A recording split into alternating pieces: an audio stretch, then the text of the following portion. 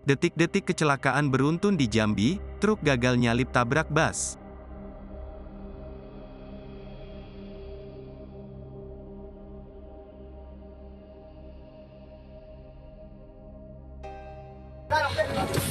Kecelakaan beruntun terjadi di Jalan Lintas Sumatera, KM 36 Desa Bukit Baling, Kecamatan Sekernan, Kabupaten Muaro Jambi.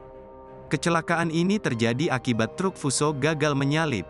Dari dalam video yang viral di media sosial yang salah satunya diunggah oleh akun @kabarjambiupdate, memperlihatkan truk Fuso yang datang dari arah Merlung, Tanjung Jabung Barat hendak menyalip truk di depannya dengan mengambil lajur kanan.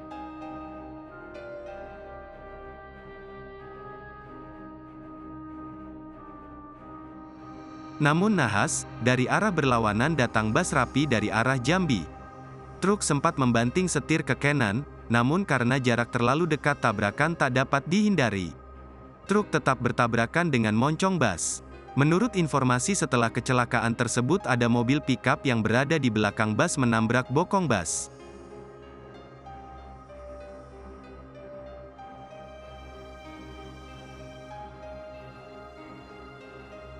Terlihat dari dalam video beberapa orang yang mengalami luka dan kondisi truk dan bus yang ringsek, sedangkan mobil pickup mengalami kerusakan di bagian kaca dan sedikit penyok.